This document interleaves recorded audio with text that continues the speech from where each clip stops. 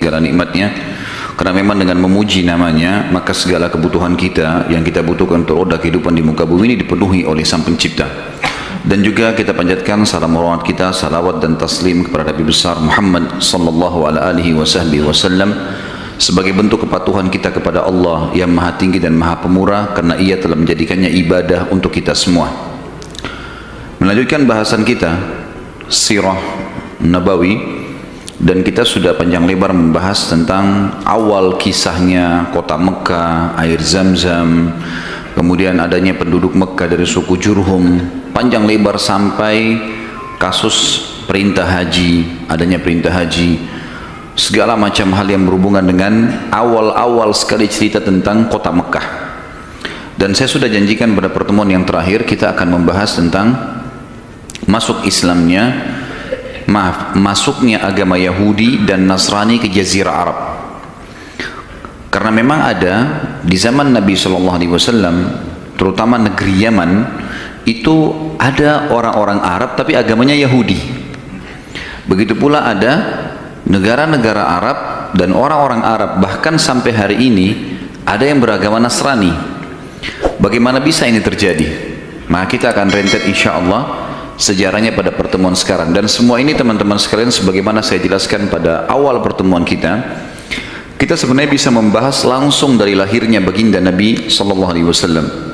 Tetapi menurut saya pribadi terlalu banyak informasi yang hilang, yang semestinya kita ketahui sebelum lahirnya Nabi SAW, terutama keadaan Jazirah Arab itu sendiri. Kalau apa yang kita bahas, bagaimana nanti akan antum dengarkan panjang lebar cerita tentang Jazirah Arab ini, ternyata sebelum Nabi SAW ada rentetan histori yang panjang sampai lahirnya Nabi mulia ini. Dan kenapa beliau diutus di kota Mekah. Kita mulai dengan agama Yahudi teman-teman sekalian. Yahudi sebenarnya diambil dari kata-kata Huda, di antara maknanya adalah Huda.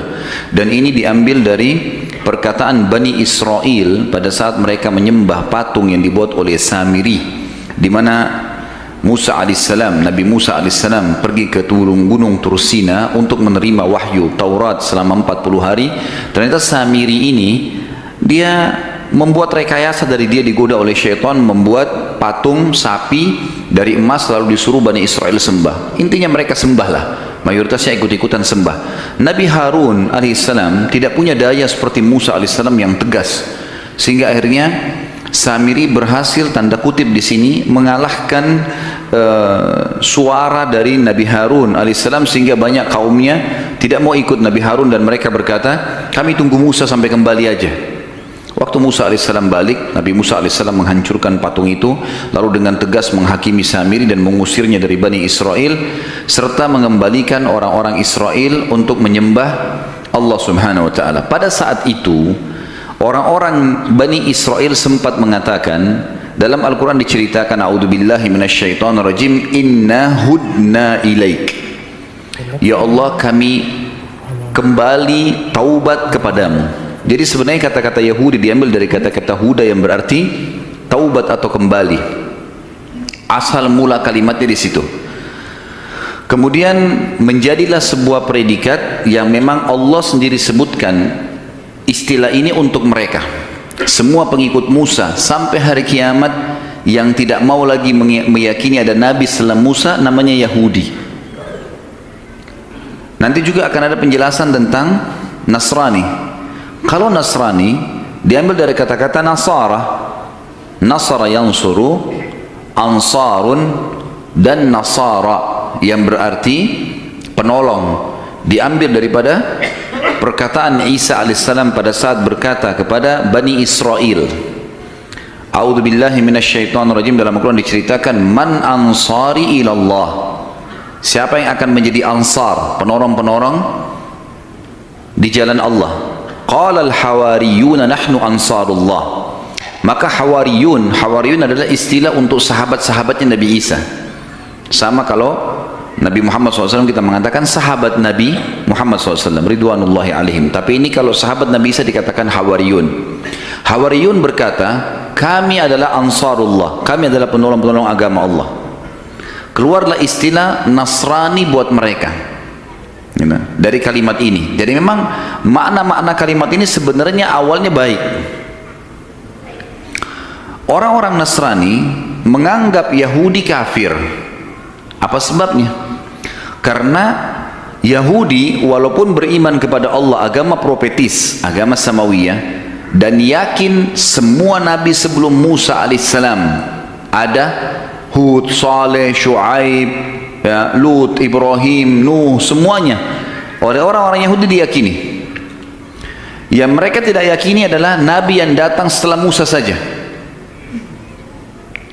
Akhirnya datang Isa alaihissalam dari Bani Israel sendiri, mereka tidak mau akui, enggak. Bahkan yang berusaha untuk membunuh Isa alaihissalam dan mensalibnya adalah orang-orang Yahudi sendiri. Mereka menolak, gitu kan.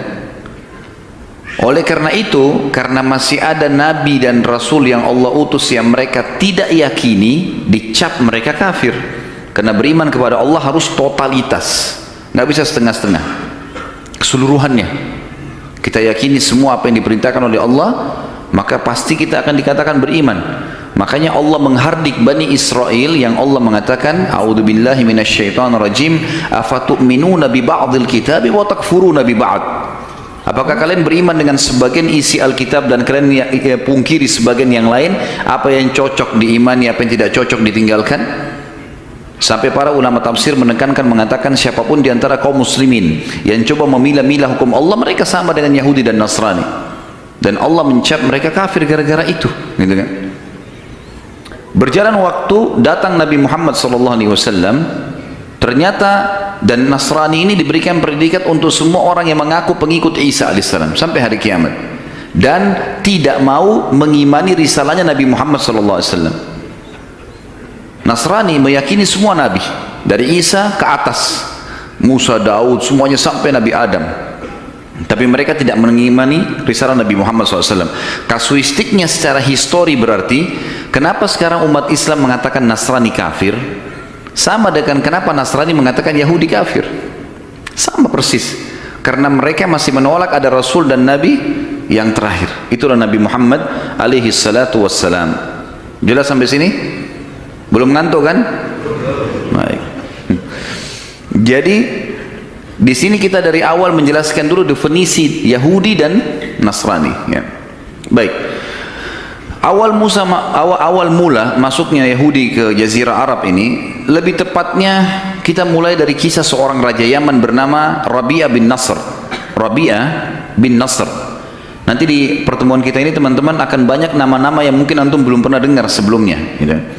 Tapi coba direkam, ya, difahamin. Kalau ada yang bisa nulis, ditulis, gitu kan. Itu sangat bagus. Kalau enggak juga nanti insya Allah bisa di-download dari YouTube yang akan diangkat oleh teman-teman timnya. Rabi'ah bin Nasr ini seorang raja Yaman, dan ia pernah bermimpi satu waktu, dalam beberapa buku sejarah disebutkan, dan dia sangat gelisah dengan mimpi itu. Dia mimpi kerajaannya hancur, segala macam api di sana sini, dia ketakutan. Lalu kemudian pada saat itu Rabi'ah bin Nasr ini bukan penyembah Allah, dia penyembah berhala, dan banyak sekali ketergantungan partner antara berhala ini dengan dukun-dukun dan peramal penyamun, ini sambungannya, gitu kan. Maka dia bertanya kepada para dukun-dukunnya, kira-kira apa alasannya, apa takwilnya mimpi ini. Sebagian dukun-dukunnya mengatakan ini menandakan kerajaan Anda akan hancur sebentar lagi, gitu. Maka Rabi'ah bin Nasr karena ketakutan dengan takwil mimpi itu, dia pun akhirnya mengeluarkan mayoritas keturunannya, anak-anaknya, sebagian istrinya, kemudian kerabat umumnya, yang kerabat besarnya dia dipindahkan di wilayah sekitar Irak, ya. Dan di wilayah sekitar Irak inilah berkembang pesat keturunan dia, dan nanti akan dikenal ada seperti Nu'man ibn Bashir. Nanti akan ada tentu sentuhan tentang kisah orang ini. Nu'man bin Bashir ini salah satu keturunan Rabi'ah bin Nasr yang waktu dihijrahkan ke Irak, kemudian mereka berkembang di situ di wilayah padang pasir yang luas sehingga menjadi komunitas kerajaan yang besar juga di Irak. Tapi ini keturunan Rabi'ah bin Nasr.